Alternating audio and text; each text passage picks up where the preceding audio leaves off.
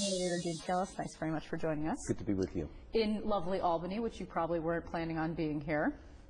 Well, wasn't, but it is a beautiful city. Governor has called us back into special session. I expect that all leadership other than temporary President of the Senate, Malcolm Smith, will be here. And we'll see what happens. But up to this point, there's been a total failure of leadership on all Democrat-controlled legislature and governor to get a completed budget. So they are down a member, which means that if there were to be any deals between now and tomorrow, that they would need your assistance in passing whatever it was that this deal was. Would you provide it? Well, we've made it very clear that we are not going to support any increase in taxes and fees.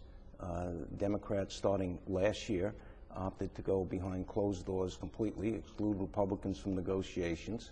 Last year's budget, $2,400 increase in taxes for a family of four, increase in spending of $13 billion.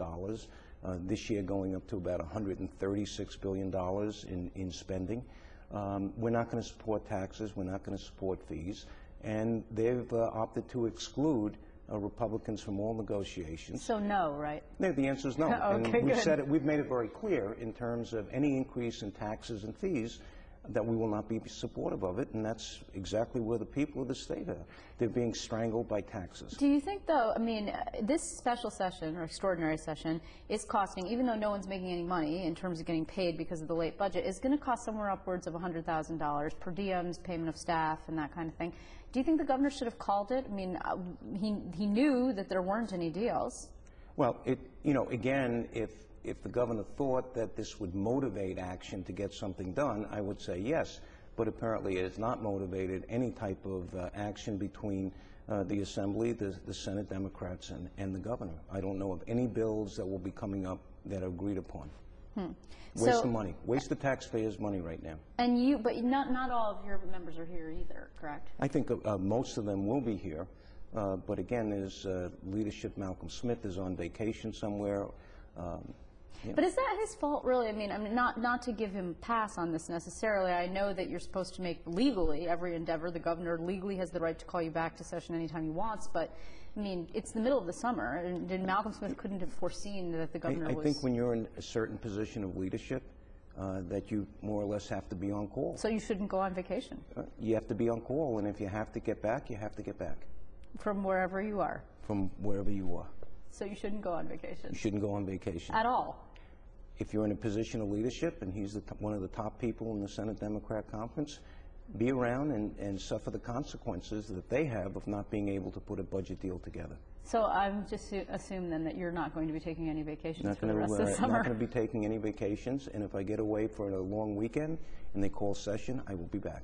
So have you had any discussions at all with Senate Democratic Conference leader John Sampson, with Sheldon Silver, the Assembly Speaker, anyone, since you've gotten here this afternoon? No, not since I've been here this afternoon, and there have been no conversations at all. As I've said, they've excluded us from all negotiations. They have violated the Budget Reform Act of 2007, which requires conference committee meetings. And I'm also happy that our entire Republican conference are heroes of reform. Based upon the questionnaire sent out by Mayor Koch. Yeah, that's interesting because the response to that has been mixed, actually. I mean, basically some editorial boards have said that you can't really be considered a hero of reform because it's an about-face. You're talking about signing on to this trio of pledges for nonpartisan redistricting, budget reform, and ethics reform. Right. And I guess that the criticism is, where were you all those years when you, writ large, the Republicans were in the majority? Well, first of all, GAP, we passed it. 2/3 majority to raise taxes, we passed it. Constitutional Convention, at times, we passed it. Yeah, but redistricting reform, no. Initiative and referendum, we passed it. And there's also other important reforms that we passed. CAP on state spending, we passed it. But that's not what we're talking about, these three particular issues here. Many types of reforms that are necessary in the state, and we've passed it. The ethics reform, we supported it. The governor said that it wasn't strong enough. We did not override the governor's veto. We've been asked to disclose our income. I disclosed my income. Have you disclosed all your clients? No, that I have not. Would you be willing to do that? Maybe down the road, but right now I disclose my income, and I'm very happy that I did. Would you be willing You to can do go it? with clients. You can go on our website and see who they are. Well, but not specifically as it relates to you and who you represent, and then subsequently bills that you might then cast a vote on. I am of counsel to the firm, do not share in profits. I disclose my income. I think that's sufficient.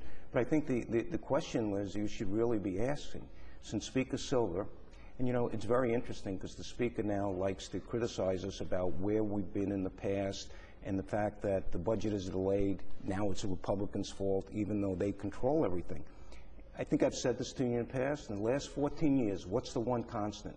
There have been 4 governors, there have been about 4 different majority leaders, and there's been 1 speaker, and that's been Speaker Silver. That people should understand that when there have been late budgets and the dysfunction, there's been 1 constant during that entire time in leadership, and it's been Shelley Silver. So I'm just assuming then before we, and I want